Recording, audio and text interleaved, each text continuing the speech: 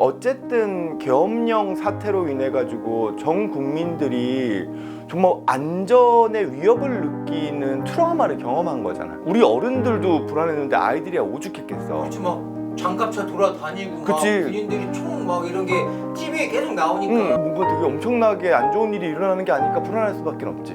그게 트라우마거든. 트라우마 상황에서 치료상 가장 중요한 건 뭐냐면 안전 확보야.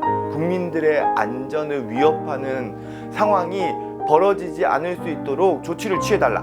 그 트라우마를 유발한 사람들의 진심 어린 사과와 절차에 따른 정당한 처벌, 그 책임을 묻는 것, 그게 우리로 하여금 그 트라우마를 극복할 수 있도록 도와주거든. 일각에서는 대통령이 정신과적으로 문제가 있다. 막 과대망상, 뭐 편집증. 네가 봤을 때는 어때? 강민아, 요즘 정신 없다, 그지? 어수선하지. 그거 어떻게 해야 돼? 나보고 묻는 거야 지금? 아니 그런데 내가 보니까 지금 정신과 의사 510명이 지금 시국 선언을 했잖아. 뭐 국민들이 지금 트라우마에 빠져 있다. 심리적으로 불안한 상태다. 동참했어? 내 이름 못 찾았어? 아니 내가 저 거기 중간에 떡하니 있는데. 그게 무슨 내용이야?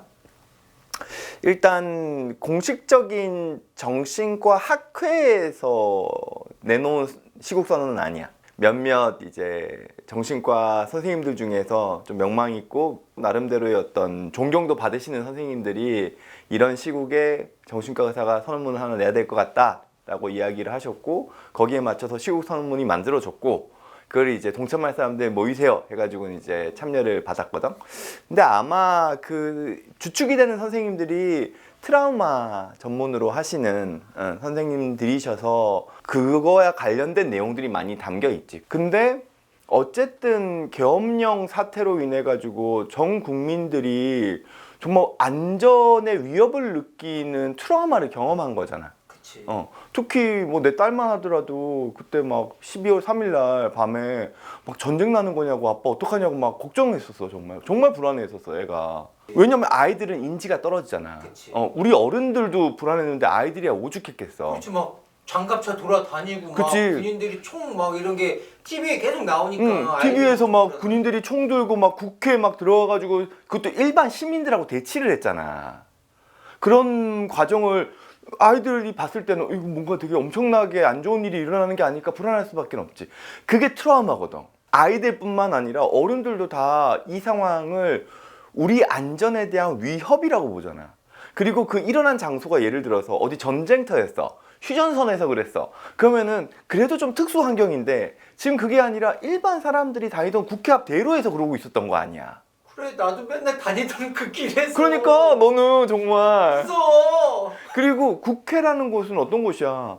국민을 대변하는 국회의원들이 있는 공간이잖아. 그러면 국민을 상징하는 공간 아니야? 거기를 군인들이 뭐 완전무장해가지고 들어간다는 것 자체가 말이 안 되지. 그러니까 당연히 이건 트라우마야. 아이들뿐만이 아니라 그걸 예전에 한번 또 겪었던 분들은 어르신 분들은 더 심할 것 같아. 트라우마의 증상 중에 하나가 재경험이거든. 그러니까 재경험이라 그러면은 이미 지나간 일이고 과거의 일이고 끝난 일인데도 불구하고 지금 또 그러면 어떡하지에 대한 염려 때문에 그때 당시에 어떤 공포스러웠던 감정, 불안한 감정이 다시금 재경험되는 걸 이야기하는 거야. 트라우마라는 건 우리 정서적으로 우리를 괴롭히는 하나의 정신과적인 증상 아니야. 환경 아니야. 그러니까 당연히 정신과 의사 입장에서 전 국민이 이런 트라우마라는 정신적인 어려움을 경험하고 있는 상황이니 거기에 대한 어떻게 보면 자문과 같은 담화문을 발표한 거야. 뭐 어떤 내용이야? 1번, 트라우마 상황에서 치료상 가장 중요한 건 뭐냐면 안전 확보야. 다시는 그 계엄령 상황과 같은 국민들의 안전을 위협하는 상황이 벌어지지 않을 수 있도록 조치를 취해달라. 그리고 두 번째는 트라우마를 극복하기 위해서 필요한 거는 그 트라우마를 유발한 사람들의 진심 어린 사과와 절차에 따른 정당한 처벌, 그 책임을 묻는 것, 그게 우리로 하여금 그 트라우마를 극복할 수 있도록 도와주거든. 일반적인 트라우마를 본인이 극복하기 위해서는 어떻게 외부적인 요소가 제거돼야 일단 제일 중요한 거야? 당연하지. 스스로 할 왜냐면은 수는 없는 거야? 내가 트라우마를 극복하고 싶어. 근데 그 누군가가 날 계속 때리고 있어. 내가 트라우마 어떻게 극복해? 혹은 그 누군가가 날 또 때리려 그래. 그러면 내가 불안해서 어떻게 트라우마를 극복하겠어? 그 사람이 때리지 못하게 막아야지. 트라우마를 치료할 수 있는 상황은 뭐냐면 트라우마가 적어도 끝나고 그 트라우마의 영역이 과거로 넘어갔을 때. 그때부터 치료가 가능. 그 다음부터 치료를 하는 거야. 왜냐하면 치료가 가능한 영역을 떠나가지고 내가 트라우마 중에 있을 때는 치료를 한들 치료가 될 수 없어. 원인 제거가 돼야 돼. 트라우마 상황에 있는데 내가 어떻게 마음이 편해? 그건 내가 마음이 불안하고 불편하고 아픈 게 정상이야. 오히려 트라우마 상황에 있는데 막 마음 편하고 여유 있고 불안하지 않고 그럼 그게 오히려 이상하지. 국민들이 그러면 이런 놀란 가슴 그리고 약간 트라우마를 극복하기 위한 어떤 마음가짐은 어떻게 해야 할까? 아까 얘기했잖아. 우리가 안전망을 가지는 거 첫 번째. 적어도 직무정지. 그리고 우리 스스로가 우리의 안전 확보를 위해서 직무 중단을 시키는 데 있어서 참여하는 것도 우리의 트라우마를 극복해내는 방법일 수 있어. 그런 행위들을 하면서 나한테 위로를 내가 주는 거구나. 지금 사실 트라우마에 있어서 가장 취약한 대상은 아이들일 수 있거든.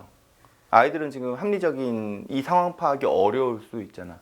아이들에게 지금 상황에 대한 거를 그래도 객관적으로 알려주고, 그리고 우리가 우리의 안전을 확보하기 위해서는 이런 참여도 할 수 있어. 이걸 통해서 우리가 우리의 안전을 지키고 대한민국의 민주주의를 지켜낼 수 있어라는 의미로 지금 뭐 전국 각지에서 아마 집회가 열릴 텐데 그런 데 가서 같이 목소리도 내고 그렇게 우리가 가지고 있는 대한민국의 민주주의와 우리 국민의 안전을 지키는 데 참여하는 것도 우리의 트라우마를 극복하는 방법일 거라고 생각해. 일각에서는 대통령이 정신과적으로 문제가 있다. 막 과대망상, 뭐 편집증. 네가 봤을 때는 어때? 너 이게- 채널 다 될 생각 있어? 아니. 아니 그만하자고 이제 우리. 그 정도 힘든데 그거 말 못해. 왜냐하면은 그런 한 개인에 대해서 어떻게 보면은 대중의 영향력을 가지고 있는 한 인물에 대해서 정신과 의사가 물론 정신의학적인 지식을 바탕으로 이야기하는 거지만 정신과적인 상태가 이렇다 저렇다 하는 거는 좀 조심스럽기도 하고, 한편으로는 그런 나의 이야기를 들으신 분들이 나한테 뭐 그래도 존중하시는 분들이 남아 있다면 또 엄청난 댓글 폭탄을 날리시겠지. 그걸 두려워하면 안 돼요, 광민아. 지금 왜? 시국이 지금 위험한데 소신 있게 해야지. 근데 그치. 근데 방금 이야기한 게 정신과 역사상 꽤 오래된 논쟁이야. 대통령직을 수행함에 있어 정신적으로 정상인 것 같냐? 대통령직을 수행할 수 있을 것 같냐? 이런 상황 때문에 대통령직을 수행함에 있어 위험하다는 걸 사회적으로 알려야 될 의무가 정신과 의사에게 있다. 근데 그게 최근에 다시 미국에서 논란이 됐지. 최근에?